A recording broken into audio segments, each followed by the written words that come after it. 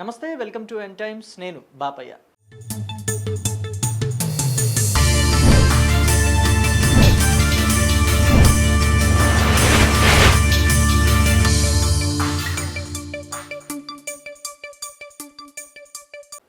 YCP వాళ్ళు ఈ video చూడొద్దు, నిద్ర కూడా పట్టదు అని చెప్పేసి ఈ వీడియోకి నేను ఒక టైటిల్ పెట్టాను.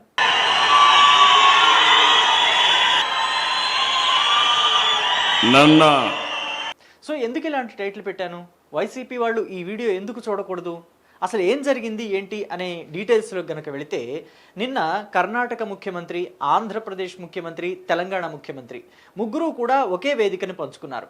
అయితే ఈ ముగ్గురులో చంద్రబాబు నాయుడుకి వచ్చినంత అప్లాజ్ మిగతా ఇద్దరికి రాలేదు అని చెప్పడం కాస్త అతిశయోక్తిగా అనిపించినా అది నిజమే. ఎందుకంటే చంద్రబాబు మాట్లాడేటప్పుడు మనం గుర్తు చేసుకుంటే ఒకసారి బాహుబలి సినిమాలో రాణా మాట్లాడేటప్పుడు, రాణా ప్రమాణ స్వీకారం చేసేటప్పుడు రాని అప్లాజ్ ప్రభాస్ ప్రమాణ స్వీకారం చేసేటప్పుడు వస్తుంది చూసారా, బాహుబలి అని నేను అని చెప్పేసి అనగానే ప్రభాస్ ఒక పెద్ద స్థాయిలో అప్లాజ్ వస్తుంది. సో అలాంటి అప్లాజ్ నిన్న చంద్రబాబు నాయుడు ఎల్లారుకో నమస్కార అని చెప్పేసి ఆయన అనగానే చాలు, అసలు మిగతా మాటలు మాట్లాడటానికి వీల్లేనంతగా ప్రజల నుంచి స్పందన వచ్చింది. సో ఇది గనక చూస్తే వైసీపీ వాళ్ళకి అస్సలు నిద్రే పట్టదు. అందుకనే నేను వీడియోలో వైసీపీ వాళ్ళు ఈ వీడియో చూడొద్దు అని చెప్పేసి చెప్పాను. సో అయితే ఇంకా ఉంది. ఎందుకని ఈ వీడియో చూడొద్దు అని అంటున్నానంటే ఇంకా కారణాలు ఉన్నాయి, అది కూడా చెప్తాను. గతంలో మనం చూస్తే ఏ ముఖ్యమంత్రి చంద్రబాబు లాగా స్పందించలేదేమో అని అనిపిస్తూ ఉంటుంది. ఎందుకంటే కర్ణాటక రాష్ట్రంలో తుంగభద్ర డ్యామ్ ఉంది. ఆ తుంగభద్ర డ్యామ్ గేట్లు 2024లో కూటమి ప్రభుత్వం అధికారంలోకి వచ్చిన ఒక సంవత్సరం లోపే వరదలు వచ్చిన సమయంలో గేటు కొట్టుకుపోయింది.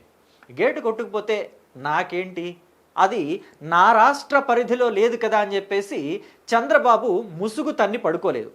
ఆ గేటు అమర్చే విషయంలో చంద్రబాబు చాలా జాగ్రత్తలు తీసుకున్నారు. వెంటనే రాష్ట్ర నీటిపారుదల శాఖ మంత్రి నిమ్మల రామానాయుడిని పిలిపించి, మీరు అక్కడికి వెళ్ళండి, ఏం చేస్తారో నాకు తెలియదు, ఎలాంటి పవర్స్ కావాలో తీసుకోండి, ఎలాంటి నిధులు కావాలన్నా విడుదల చేయడానికి ఫైనాన్స్ మినిస్టర్ రెడీగా ఉన్నారు పయ్యావుల కేశవ్, మీరు వెళ్ళి ఏం చేస్తారో చేయించండి, ఆ గేటు బిగించాలి అని చెప్పేసి చెప్తే తడుస్తూ వానలోనే అలాగే ఆ గేటు బిగించే కార్యక్రమాన్ని పూర్తి చేశాడు నిమ్మల రామానాయుడు. అయితే నిమ్మల రామానాయుడు ఏం చేశారంటే, సీనియర్ ఇరిగేషన్ డిపార్ట్మెంట్కి సంబంధించిన senior officer, senior engineer Kannayya నాయుడిని తీసుకువెళ్ళారు. ఆయన వయసు అప్పటికే 90 సంవత్సరాలు. పైగా ఆ టైంలో కన్నయ్య నాయుడు ఆరోగ్యం కూడా అంతగా ఏం బాలేదు. అయినప్పటికీ ఆంధ్రప్రదేశ్ రాష్ట్ర ప్రభుత్వం అడిగిందే అని చెప్పేసి ఆయన వెంటనే సహాయం చేయడానికి, ఆయన సలహాలు సూచనలు ఇవ్వడానికి తుంగభద్ర డ్యామ్కి వెళ్ళారు. వెళితే అక్కడ గేటు కొట్టుకుపోయింది. సో ఇంకో గేట్ అమర్చకపోతే ఏమవుతుందంటే వరద నీరు పోతూనే ఉంటుంది. రాయలసీమ ప్రజలంతా కూడా అక్కడ ఆ వరద నీరు వెళ్ళిపోతుంది, గేటు కొట్టుకుపోయిందని తెలిసి చాలా బాధపడుతున్నారు. ఎందుకంటే వాళ్ళకి ఆ తుంగభద్ర నీళ్లే వ్యవసాయానికి ఆధారం. ఈ గేట్ లేక నీరంతా కొట్టుకుపోతే మన పరిస్థితి ఏంటి? సంవత్సరం అంతా మనం ఏం పెట్టి వ్యవసాయం చేయాలని చెప్పి వాళ్ళు దిగులు పడుతున్నారు. సో ఈ క్రమంలో వాళ్ళ దిగులు తీర్చిన ఘనత అటు చంద్రబాబు నాయుడికి, ఇటు కన్నయ్య నాయుడికి దక్కుతుంది. ఎందుకనంటే స్టాప్ లాక్ సిస్టమ్ తోటి ఒక కొత్త గేటుని తెప్పించి అమర్చారు. ఆయన ఆ అనుభవాన్నంతా రంగరించి కన్నయ్య నాయుడు. సో ఈ క్రమంలో కన్నయ్య నాయుడు చెప్పిన మాట ఒకటి ఏంటంటే, ఇవాళ ఈ గేట్ అమర్చాం, ఓకే బాగానే ఉంది, కానీ ఫ్యూచర్లో ఏ గేటు కొట్టుకుపోతుందో, ఈ 33 గేట్లలో ఏ గేటు కొట్టుకుపోతుందో చెప్పలేం. అన్ని గేట్లు ఇలాగే బలహీనంగా ఉన్నాయి. ఎందుకంటే ఈ డ్యామ్ ఉపయోగంలోకి వచ్చింది 1950 ఆ దశకంలో. మరి అప్పటి నుంచి ఇప్పటి వరకు చూసుకుంటే సుమారుగా 70 ఏళ్ళు అవుతుంది.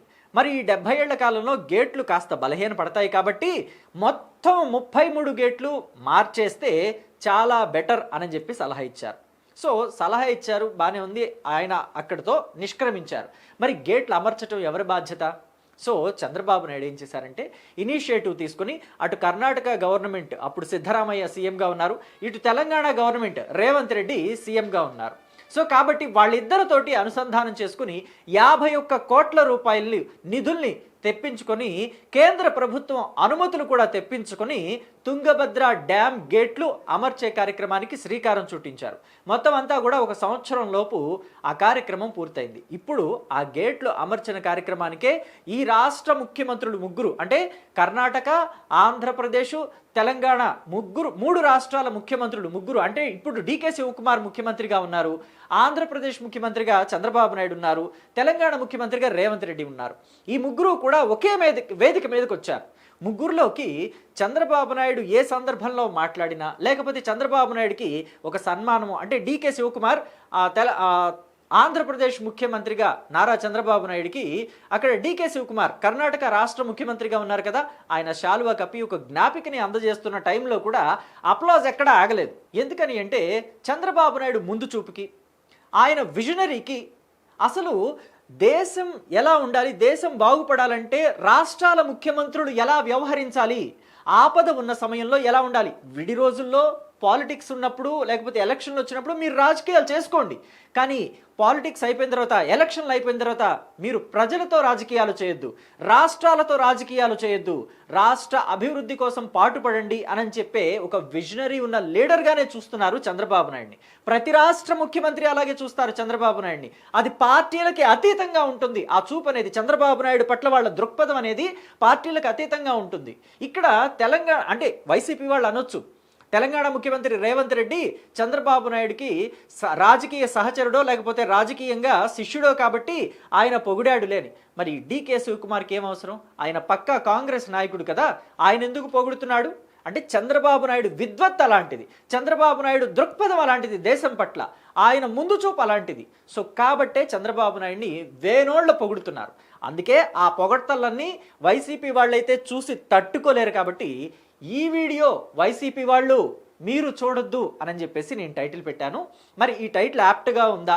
అలాగే చంద్రబాబు నాయుడు ఏదైతే ఆ పొగడ్తల్ని ఇతర రాష్ట్రాల ముఖ్యమంత్రుల దగ్గర నుంచి కావచ్చు, లేదా కేంద్ర మంత్రుల దగ్గర నుంచి కావచ్చు, లేకపోతే జాతీయ స్థాయి నాయకుల దగ్గర నుంచి కావచ్చు, చంద్రబాబు తీసుకుంటున్న అప్లాజ్ ఏదైతే ఉందో దాన్ని మీరెలా చూస్తారు? మీ అభిప్రాయాన్ని కమెంట్ బాక్స్లో నాకు తప్పకుండా తెలియజేయడం మాత్రం మర్చిపోకండి. Thank you.